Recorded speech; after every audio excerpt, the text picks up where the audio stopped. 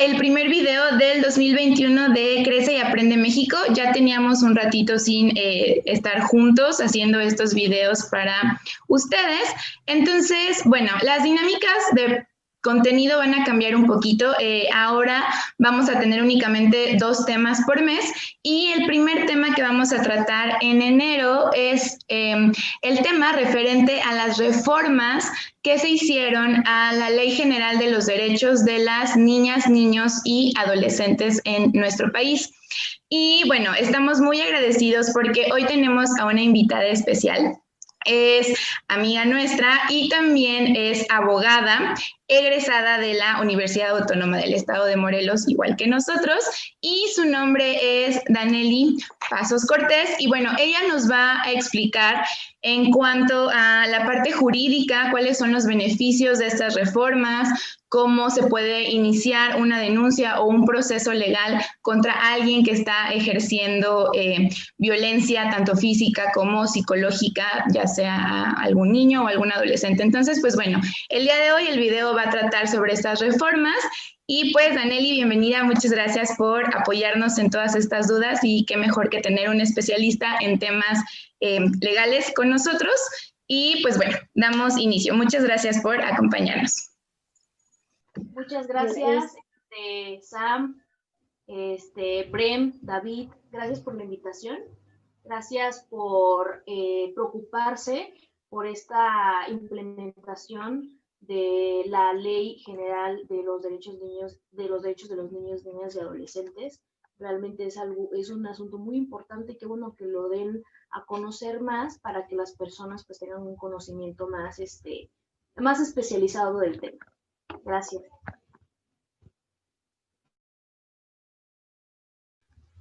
Que, dada la situación de la contingencia, pudimos observar en determinadas estadísticas que justamente se ha incrementado el nivel de violencia en casa hacia los niños. Entonces, de acuerdo con esto, incrementa tanto la parte física y sobre todo la parte emocional. Esta parte que se va trabajando de manera diferente y que también va entrando dentro de estas reformas que han ido modificando. Entonces, vamos a dar la pauta para ir generando algunas preguntas que surgen a raíz de cómo se publica esta reforma y de dónde surge realmente, cuál es el origen, ¿no? Entonces, Danely, si nos podrías compartir esta parte de dónde se origina, de dónde proviene esta parte. Claro. Bien dices, el comienzo de la ley se genera por las reformas que fueron realizadas a partir del año 2011. Recordemos que en el año 2011 se realizaron reformas en relación a los derechos humanos. Se faculta al Estado para que realice las leyes necesarias para, de alguna manera, proteger y no vulnerar los derechos de todos los seres humanos. Entonces, en el 2011 se realizan varias reformas en los artículos primero constitucional, 128 constitucional, en fin, fueron varias reformas. Pero a finales del 2011 es cuando se reforma por fin el artículo 4, se le adhiere. Recordemos que el artículo 4 garantiza el derecho a la salud, por ejemplo, se reconoce al hombre y a la mujer como 2 individuos que son iguales ante la ley, se le faculta al Estado para proteger el interés superior del menor, básicamente, porque originalmente como que se le daba al Estado la obligación de proteger a los derechos de los niños, pero no se les decía ni por qué. Y se implementa el principio de interés superior del menor, y a partir de esta reforma constitucional es donde se deriva la Ley General de los Derechos de los Niños y Adolescentes, pero que fue, digamos que publicada hasta el año 2014. Y hasta el año 2014 se empiezan a implementar estos lineamientos en el que, digamos que se establecen los procedimientos adecuados y se ocultan a las dependencias para poder garantizar, digamos que la protección de estos derechos y si en su caso fueron violados, pues de alguna manera que se brinden las facilidades para que los niños pues no quedaran en estado de vulnerabilidad. Otra de las cosas que me gustaría señalar es que los derechos de los niños no se garantizaban como desde el principio porque digamos que nosotros como ciudadanos mayores de 18 años teníamos como esas posibilidades de defendernos, ¿no? De conseguir un abogado y teníamos esta como estatus de ciudadano. A los niños no, a los menores de edad no. Generalmente dependen de un tutor, dependen de sus padres, pero no tienen esta personalidad jurídica ya así. Entonces, fue a partir de esta ley en la que se le considera a los menores de edad como titulares de derecho para poder ejercer los mismos y poder defenderse en caso de algún abuso. Gracias. Me gustaría a mí, si nos puedes apoyar, dejarme un poco más claro a qué personas se les está protegiendo con esta ley, con esta reforma. ¿A partir de qué punto se considera una persona un niño y hasta qué edad es que se le considera, como para dejar más en claro quiénes son los que están protegidos por esta nueva reforma? Claro que sí. Bueno, los que son considerados niños, según la Ley General de Derechos de Niños y Adolescentes, los niños se consideran niños legalmente abajo de los 12 años, es decir, desde el recién nacido a los 12 años, y adolescentes entre 12 años y 18. Muchas gracias.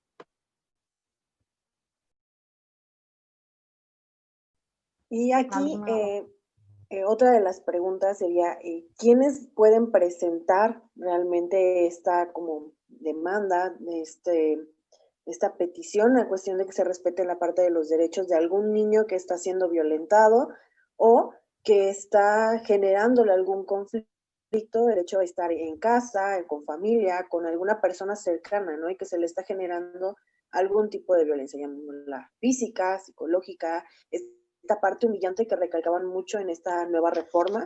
Entonces, ¿quiénes son los que podrían presentarla? La ley establece que se faculta a las... la ley lo denomina como las autoridades competentes, como muy difuso, ¿no? Ese término, autoridades competentes. ¿Quiénes son las autoridades competentes? Las autoridades competentes son todas aquellas autoridades de los tres poderes que son ejecutivo, legislativo y judicial. Y ellos siempre tienen que verificar que las adiciones a las que se realicen, el juzgador como responsable de determinar una resolución judicial y el mismo presidente de la República deben de garantizar que el principio de interés superior del menor sea, digamos que garantizado, ¿no? Bajo estos lineamientos, la misma ley faculta al DIF, al DIF que se encuentra también en cada municipio, para, digamos, que llevar a cabo los procesos necesarios para la investigación de cualquier situación que vulnere a los menores de edad. Esto es, muchas veces existen denuncias que puede ser cualquier persona la que puede vea que existe un probable delito en contra de un menor de edad, pues no sé, podría ser obviamente agresión física, a lo mejor explotación del menor en cuanto a su sexualidad, a lo mejor también si se dan cuenta que la integridad del menor está en riesgo por cuestiones en donde se le obligue a portar armas o a manejar armas, cualquier tipo de violencia en contra del menor, se puede denunciar a la Procuraduría especializada del DIF, que se le denomina, se le llama Procuraduría de Protección. Entonces, el DIF realiza primero que nada una investigación al domicilio, va, recaba información, obviamente entrevista a personas, realiza como una especie de diagnóstico de las posibles violaciones que se están llevando a cabo, y a partir de ahí empieza a generar una especie de como mecanismos para esa protección del menor. Puede ser que al niño se le canalice con un psicólogo, puede ser que se realice un dictamen de trabajo social para determinar la calidad del ambiente en donde vive el menor, si su casa realmente es digna o no, y en realidad determina estos lineamientos, y a partir de ahí, digamos que realiza una especie de... se generan unas medidas de protección. Puede ser que si se encontraba, no sé, por poner un ejemplo, en un ambiente donde el menor de edad y el vecino escuchaba y el vecino fue a hacer una denuncia al DIF, se hacen las investigaciones pertinentes y el DIF tiene la obligación de denunciar esto al Ministerio Público. Y es el Ministerio Público en el que a partir de ese momento lleva una averiguación, realiza una averiguación correspondiente, porque esto también es importante señalar. Como ciudadanos, nosotros tenemos un abogado, ¿no? Tenemos un defensor jurídico que vela por nuestros intereses. Pero ¿quién es el defensor del menor de edad? El defensor del menor de edad es el Ministerio Público correspondiente, adscrito, bueno, según obviamente el municipio del que estemos hablando en este caso, que vela por los derechos del menor, ¿no? Obviamente basándose en fundamentando sus facultades conforme a la ley, y pues obviamente dándole la prioridad al menor en todo caso. Ahora bien, cuando se realiza como una especie de medidas para proteger la integridad del menor, ya sea que si el menor vivía en esa casa donde es violentado, ¿qué sucede después? ¿A dónde va el menor? Quizás esa es la duda principal. Pues lo más probable es que se determine algún miembro de la familia extendida del menor, es decir, la tía, el abuelo, cualquier persona que tenga esa capacidad para poder, digamos, ser tutor del menor a partir de esa fecha. Pero también sucede que a lo mejor no existe una familia probable para poder de alguna manera resguardar al menor de edad consigo, tenerlo en su casa. Entonces ya se buscan otras alternativas, como lo es, pues bueno, una adopción, obviamente con un protocolo riguroso para ser, pues digamos que el padre del menor de edad, ¿no? Digámoslo así. Ok. Gracias. Gracias, sí, perdón. A mí me parece muy importante recargar esta parte, digo, si no me equivoco, igual me corrige si me equivoco, es decir, no tengo que estar directamente relacionado con el niño para yo poder hacer una denuncia, porque en muchas ocasiones sucede que a lo mejor decimos, no, es que estoy detectando a lo mejor que mi vecinito, o yo como profesor, a lo mejor que mi alumno, o a lo mejor yo como primo, que está sufriendo un abuso, pero muchas veces se amarra uno de manos, por así decirlo, al decir, no, es que a lo mejor no procede la demanda si yo soy quien estoy haciendo como la denuncia, ¿no? Si yo estoy, a lo mejor pienso que yo no puedo hacer nada por que se abra este caso. Entonces, sí es importante lo que mencionas para que la gente sepa, pues, que así se puede, ¿no? Puedes abrir como esta investigación y no es necesario que estés directamente relacionado con el niño, ¿no? Así es, sí, la ley faculta a cualquier persona, digamos que cualquier persona que pueda notar que existe una vulneración de los derechos de los niños, inmediatamente es obligación del Estado averiguar realmente cierta esa denuncia y llevar las medidas respectivas para que no sean vulnerados o que se protegen en caso de que estén en riesgo de, o en caso de que se restituyan cuando ya lo fueron. Entonces sí es importante, pues, como tú dices, darle a conocer a las personas que no se tienen por qué decir, pues yo no me meto, no es mi problema, lavarse las manos, ¿no? Decir, hacerse un lado, hacerse como obligación como ciudadanos, ¿no? Básicamente, ser nosotros, pues, digamos, pues, a, quitarnos esa responsabilidad es muy fácil, pero llevar a cabo solamente un acto como es una denuncia puede hacer un cambio en la vida de cualquier niño.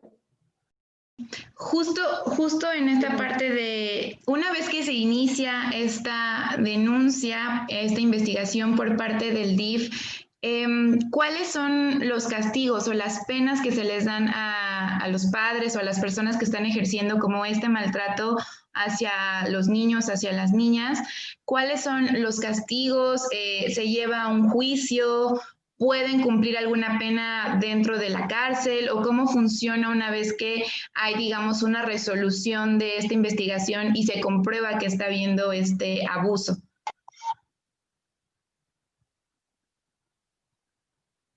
Ok, muy bueno que lo planteas porque el DIF no tiene las facultades de coerción como lo tiene un juez civil.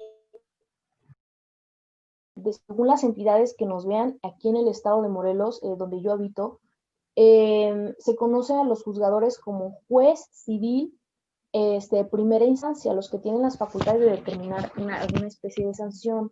Pero ojo, el DIF no va a determinar ninguna sanción ni nada de eso. Es una dependencia que simplemente digamos que se involucra en la protección de esos derechos nada más. Y el Ministerio Público, después de esa averiguación, conforme va averiguando la situación, donde obviamente un delito que fue cometido en contra del menor, pues se va a basar siempre en el Código Penal para poder, pues de alguna manera, sancionar a los padres, pero todo esto es con un juez penal. Esto es con un juez penal. Esto es como una situación aparte. Entonces ya es cuando se va a determinar porque, bueno, recordemos todas las cuestiones en donde existan comisiones de delitos, todo esto es del conocimiento de un juez en materia penal y es donde se va a llevar el procedimiento respectivo para su sanción. En este código penal que menciono, se pueden determinar diferentes tipos de sanciones, como lo es pena corporal, es decir, un tiempo en prisión, realmente particulares. Siempre el juez tiene la obligación de revisar cada asunto rigurosamente porque todos son muy particulares, todos vienen de diferentes circunstancias. Muchas veces puede ser que es una persona que haya abusado sexualmente de un menor y estas ya son, acuérdense que son pues delitos todavía muchísimo más graves.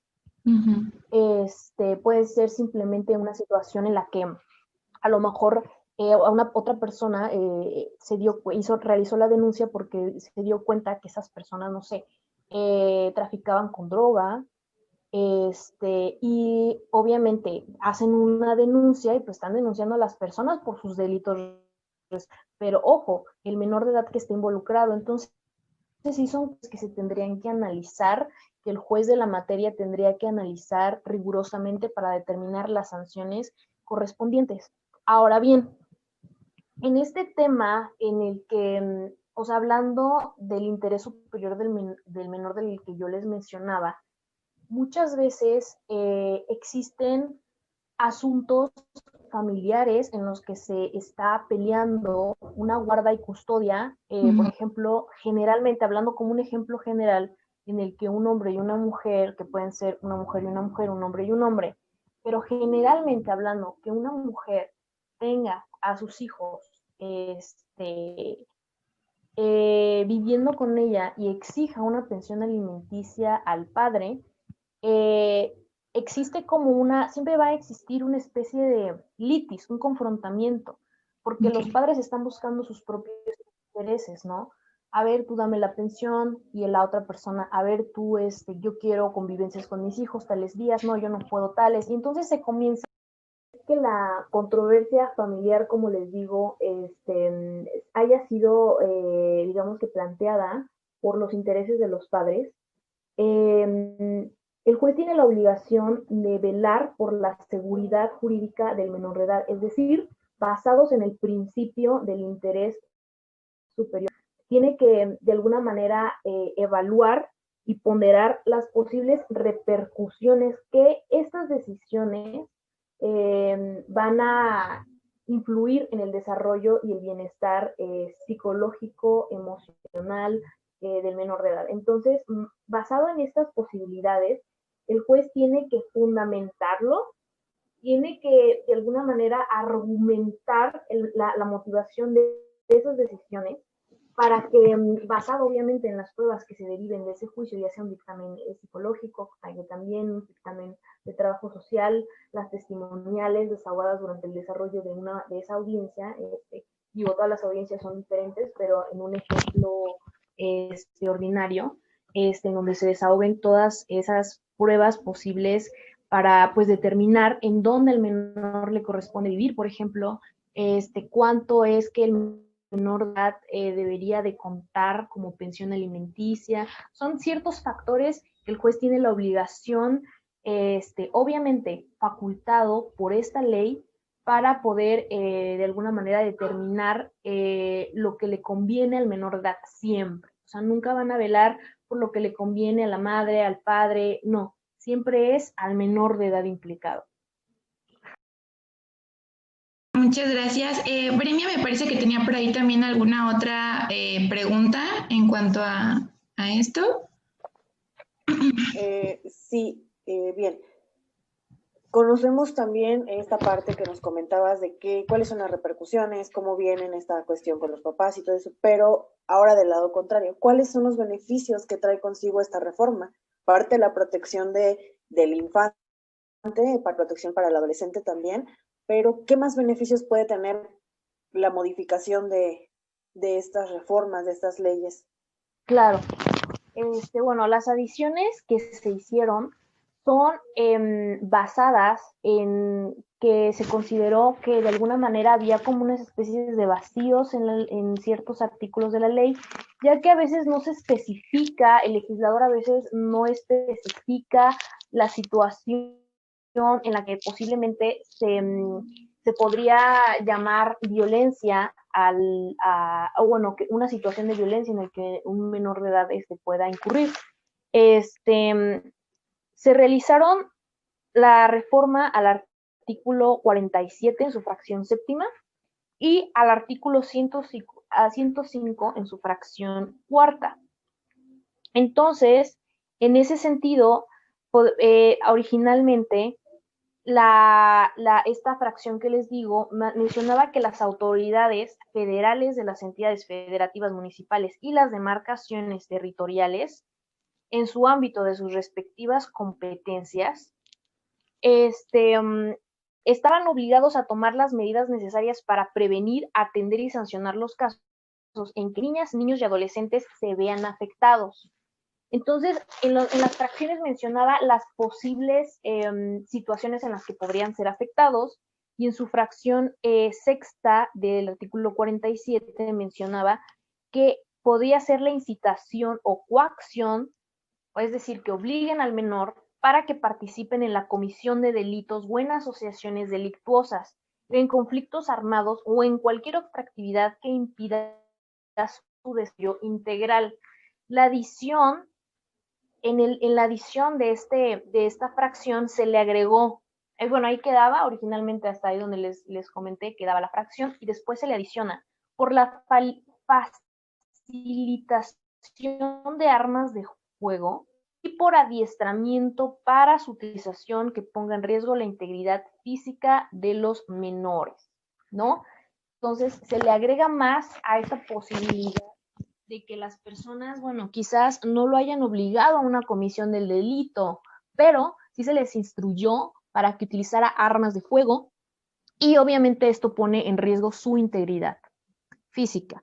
Ahora bien, en la siguiente adición que se realizó fue en el artículo 105, en la fracción cuarta, en donde se le agregó que quedaba prohibido que quienes tengan, bueno, originalmente decía que quedaba prohibido que quienes tengan trato con niñas, niños y adolescentes ejerzan cualquier tipo de violencia en su contra. Hasta ahí quedaba, violencia en su contra. Pero se le agregó en particular el castigo corporal y humillante. O sea, no solamente quedaba como a la deriva cuál sería esa violencia en su contra, sino se especifica que pueden ser cualquier acto que pues de alguna manera el niño se sienta vulnerado u humillado en caso de que obviamente no sea solamente corporal o físico ese daño, porque pues recordemos que solamente el daño no es físico, sino psicológico. Muy bien, gracias. Justamente era esa parte, ¿no? De cómo va generando ciertas repercusiones y a dónde va generando esas repercusiones y que ahora sí ya van a atenderse de manera pues más específica. Sí, claro. Así es. Y creo que es muy importante porque inclusive en la parte de los adultos muchas veces como el que la parte psicológica se tiende como a dejar un poquito de lado, ¿no? Entonces ahorita yo creo que con esta pues adición que nos comenta Dane, se toma también mucho en cuenta la parte del desarrollo psicológico del niño, o sea, estas afectaciones que está teniendo a raíz de conductas de los padres, de los profesores, de personas que estén a cargo de él en algún punto, ¿no? Entonces creo que sí es súper importante esta parte de la adición que nos menciona, ¿no? Y sí, para las personas que tengan alguna duda respecto a estas adiciones, del por qué a veces no se ponen al principio, del por qué a veces no se determinan bien, que como sabemos los legisladores son los obligados de determinar y especificar, de alguna manera, qué es la violencia o qué no, según la ley en específico. A veces estas adiciones se originan por cuestiones que surgen, o sea, situaciones que a lo mejor no se prevén. Recordemos que muchas veces el derecho va evolucionando según las circunstancias sociales. Jurídicos revisan la ley y esto será, a ver, aquí la ley me dice que nada más es violencia corporal, pero este niño no recibió violencia corporal, entonces como los jueces se basan en estricto derecho, pues de alguna manera por estos asuntos particulares que van surgiendo nuevas posturas en las cuales pues los legisladores se basan para poder especificar algo y que más adelante los juzgadores no tengan problemas para resolver y proteger los derechos de los menores. Me parece como súper interesante esta facultad del derecho, de nuestras leyes, de ir evolucionando también acorde a cómo va evolucionando la sociedad, ¿no? Y justo cómo vamos evolucionando como país. Entonces, bueno, pareciera y nos gustaría que el abuso a menores, el abuso a adolescentes fuera en disminución, porque ya estamos en una etapa distinta a la que crecieron nuestros papás o incluso nosotros, ¿no? Donde había como todavía muchísima más violencia, digamos, introyectada y que se veía bien. Una nalgada a tiempo siempre salva vidas, o no sé qué dichos raros dicen ahí. Pero desafortunadamente los casos siguen, como bien lo mencionaba Bremia, en cuarentena los casos se incrementaron. Entonces, por un lado, creemos que es súper importante que estas temáticas de derechos de los niños, de derechos de la infancia, se den como muchísimo más a conocer, ¿no? Porque cuando nosotros hicimos esta encuesta de quién conocía estas reformas, alguien sabe de qué se trata, en su mayoría fueron, no sabemos ni siquiera de qué hablan, e incluso nosotros...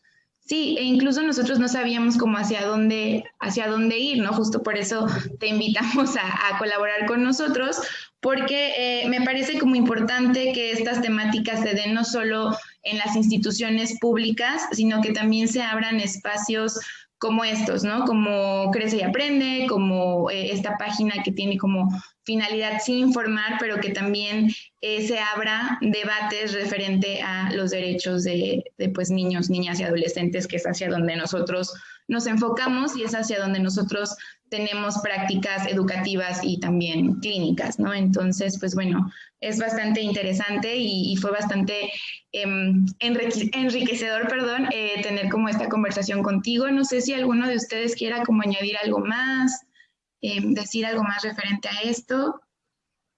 Pues que justo vayamos modificando, ¿no? La percepción que tenemos hacia lo que vamos normalizando y violentando a los niños y decirles que, ay, es que ya no aguantan, a mí me lo hacían y estoy súper bien. En realidad, pues eso afecta de maneras diferentes y se ve no tanto en el niño, sino en su adultez.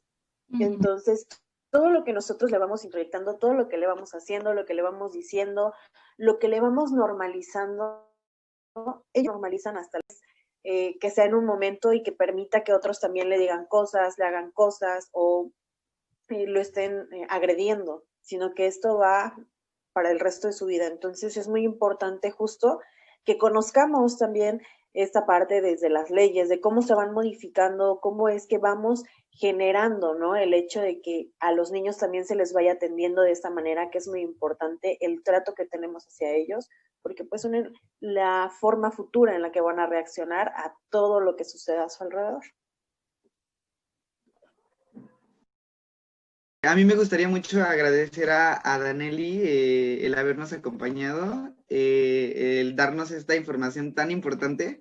De igual manera, me gustaría también invitar al público a recordarles que también hay estilos de crianza respetuosa, ¿va? Esta parte que mencionaban Bremia, Andy, sobre el trato respetuoso a los niños y la manera de educarlos, que hay alternativas para no usar violencia, tanto física como psicológica. Entonces hay que recordar que siempre es bueno el buscar ayuda, siempre el intentar, el querer hacer un cambio, es donde vamos a poder marcar la diferencia.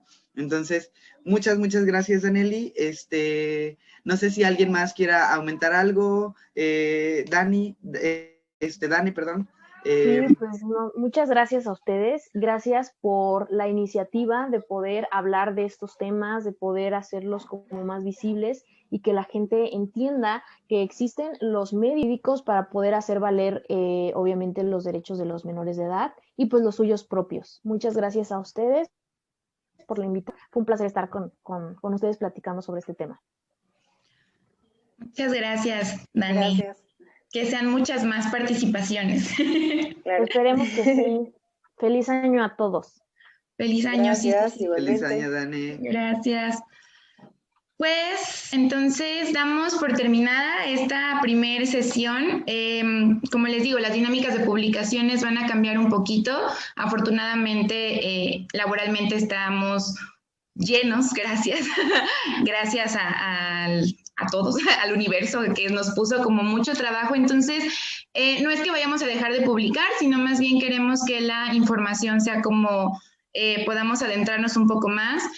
Los videos como estos los vamos a publicar una vez al mes. Posteriormente estaremos haciendo videos un poquito más cortos. Entonces, pues bueno, los invitamos a que nos sigan dando like en Instagram, Facebook. Ya David nos inició en el mundo de TikTok. Vamos a estar también teniendo colaboraciones ahí. Vamos a estar haciendo contenido en TikTok. Entonces, pues bueno, la idea es que sigamos construyendo redes a favor de la infancia y también de la adolescencia. Y pues bueno, que tengan un excelente día. Compartan y síganos en todas nuestras redes sociales. Ahora sí estamos prácticamente en todas. Pues muchas gracias y que tengan un excelente día. Gracias.